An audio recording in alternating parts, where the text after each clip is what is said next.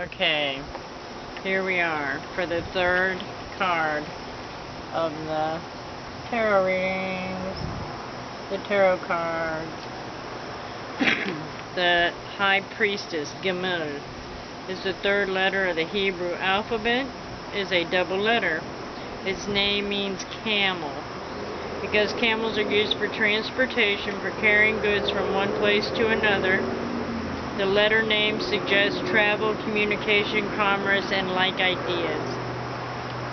Because merchants and pilgrims use camels in making journeys together, Gimel suggests association, combination, coexistence, partnership, and the likes. Because a camel has means for carrying extra supplies of water, it symbolizes moisture.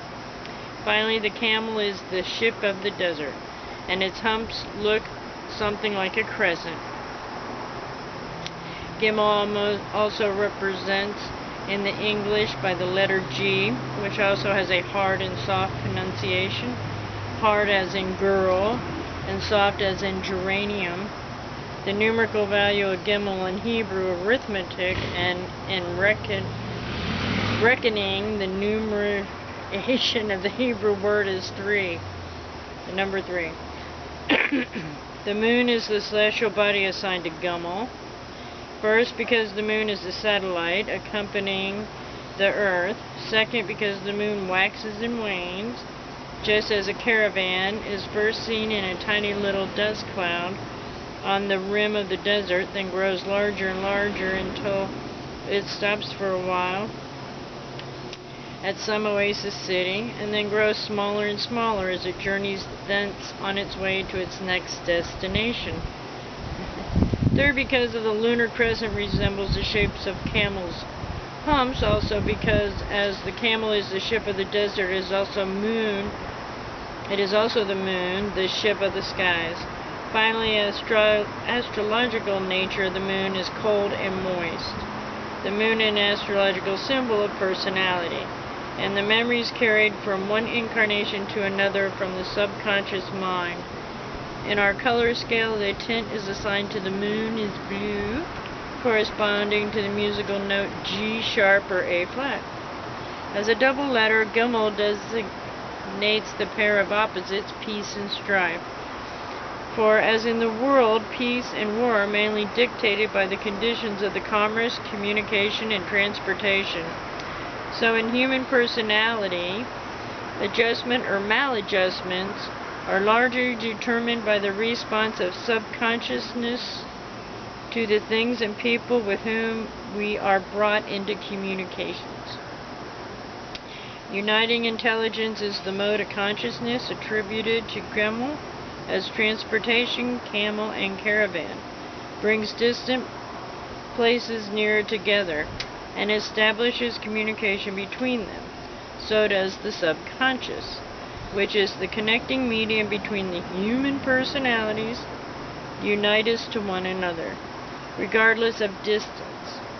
Subconsciousness is the agency of telepathic communications. Below is the direction attributed to Gimel, which is below is secondary, subordinate, dependent, under control, subject to command, obedience. I guess that's kind of like taming the wild inner emotions, right? All these ideas are clearly related to the idea of camel, an obedient beast of burden. They relate in consciousness to the subordinate element of personal consciousness, and at times amenable to control by suggestions which originate in the mental activity symbolized by the tarot of the magician who represents self-consciousness. Now, the title High Priestess means literally chief feminine elder, or primary receptive aspect of the life power. In Hindu philosophy, this is the Prakriti, the pre-cosmic root substance in which the subterranean beneath all the objective planes of existence. Thus, the woman is the key to, and is in this sense identified with the first mother or the first matter of alchemists, who often call this Brahma Materia, their virgin, Diana. Diana is the goddess of the crescent moon. She is also the great Hecate of Greek occult philosophy. Hecate, often confused in ancient mythology with Luna, was supposed to have all secret powers of nature at her command. In the fact, the High Priestess corresponds to all virgin goddesses of the ancient world, to Arnesis, guardian helper of childbirth, to Maia, mother of Hermes, to Bondia, who, out of the modesty, never left her bower or let herself be seen of men, and Cybele, whose sanctuaries were caves. Dr. Waite says she is the spiritual bride and mother, the daughter of the stars, the queen of the borrowed light, but this is the light of all. Thus she also represents Eve before her union with Adam. Her number 2 has been explained heretofore as a symbol of duplication, reflection, copying, transcription, reproduction, and so on. He relates definitely to memory, the basic function of subconsciousness. The number 2 also suggests the idea of duplicity, deception, untruth, illusion, error, and delusion. This is correct because subconsciousness repeats and elaborates the mistaken results of faulty, superficial, self-conscious observation, being at the same time uncritically assembled to suggest and at the same time the channel of telepathic communication. Subconsciousness is the source of most of the foolish notions which cause our maladjustments. Something of this lies behind the biblical allegory that Eve was the means of Adam's temptation and fall. Whoops! In contrast to the magician who stands upright in a garden, the High Priestess is seated within the precipice of a temple. The walls of the building are blue, and so are the vestments of the Virgin Priestess. Blue, the color assigned to the moon, and to the element water, presents the preliminary root substance, the cosmic mind stuff, which is the element particularly attributed to the creative world. The High Priestess herself is a symbol of this root substance. The 2 pillars between which she sits are those of Solomon and Hermes, opposite in color but alike in form, and they represent affirmation. White pillar bearing the letter Yod, initial of the word Jachin, and the negation, the black pillar bearing the letter Beth, initial of the word Bozaz, B-O-A-Z, for strength. Bozaz is rooted in resistance or in Urda, which is the negation of all activity, which is the establishing principle, Jachin, of all things.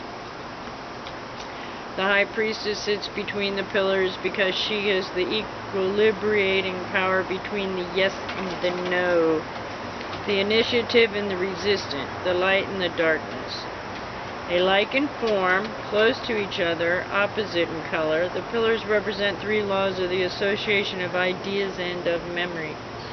We associate things similar, things near together in space or time, things sharply contrasted. The bases of the pillars are cubes, as they repeat the symbolism of the High Priestess seat, which is a cubic stone. This will be explained. The capitals of the pillars, borrowed from the Egyptian architecture, are in the form of the lotus buds. They are buds, not open flowers. In this detail, they differ from the capitals in the writer version of the High Priestess, but follow the design of as yet unpublished esoteric tarot. The reason the capitals are buds is that the High Priestess is a symbol of virginity, is in some measure a type of latent or undeveloped powers, and a state of subconsciousness here symbolized. The forces of subconsciousness have not come to full bloom.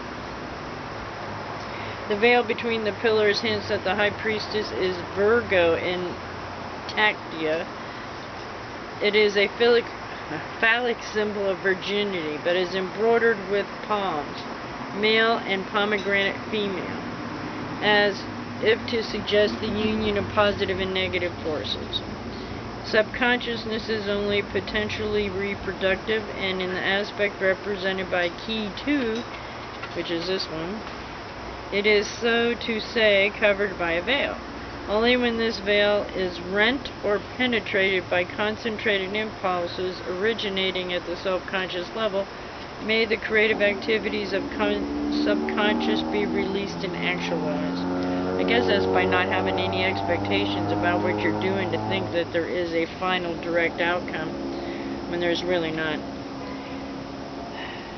Compare the arrangement of the palms and pomegranates on the veil with the diagram of the tree of life at the end of the book, and you will see that the position of the High Priestess corresponds to the path of Gimel, descending from Kether, the crown at the top of the diagram of the Tiphareth, beauty at the center.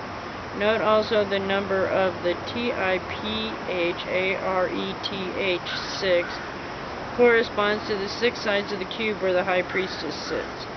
The High Priestess wears a silver crown, reminding us that the silver is the metal of the moon,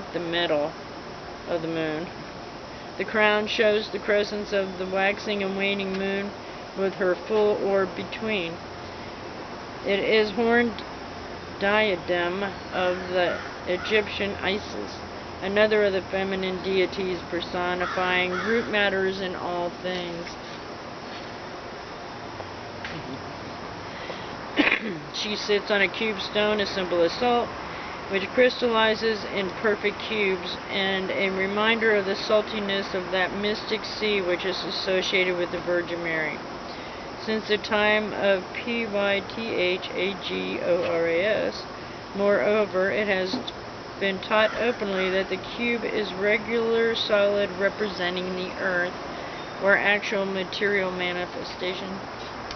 Thus, the High Priestess sits on a cube because the basis of the subconscious mental activity is what has actually occurred and what actually exists.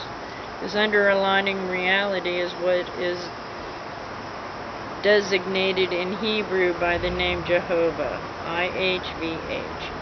And to this word, the figures required to define the properties of a cube have special reference.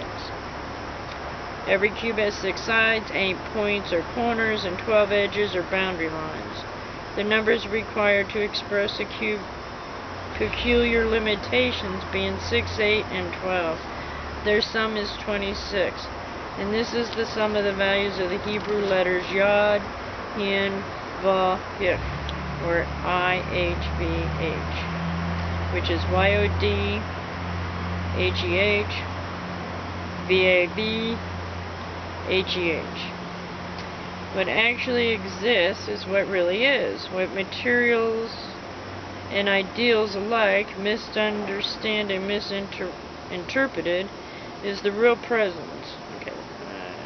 What actually exists, what actually is, what materials and ideals alike misunderstand and misinterpret is the real presence of that which was, is, and shall be.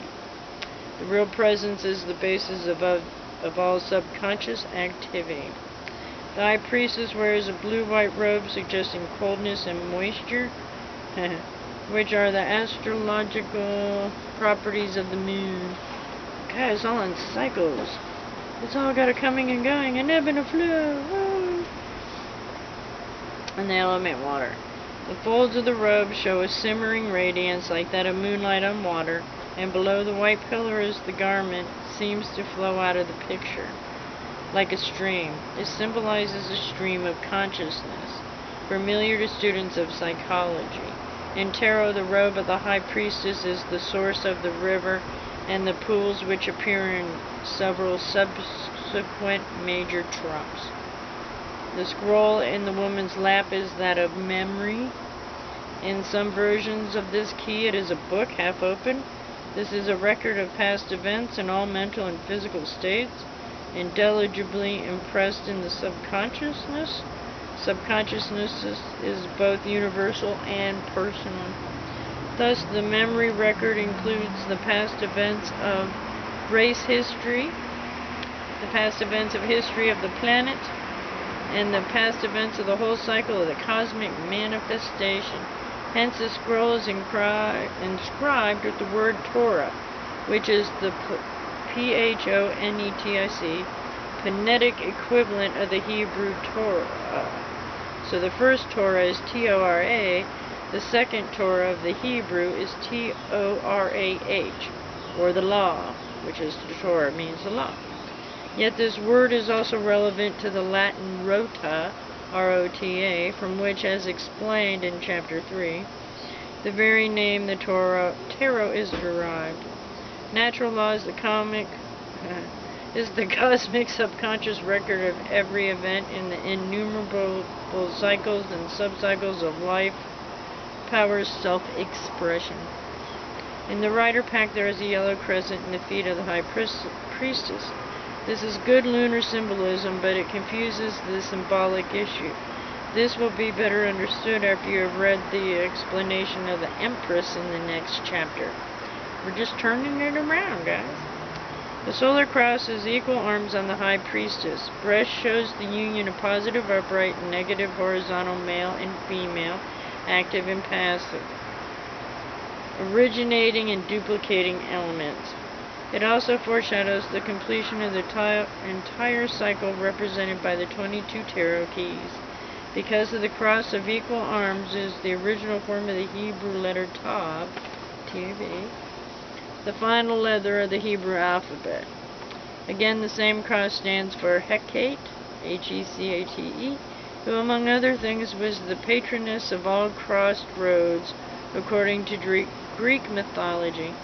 Finally, the arms of the cross are related to the number 4, or square of 2, which is the square sides of the cube.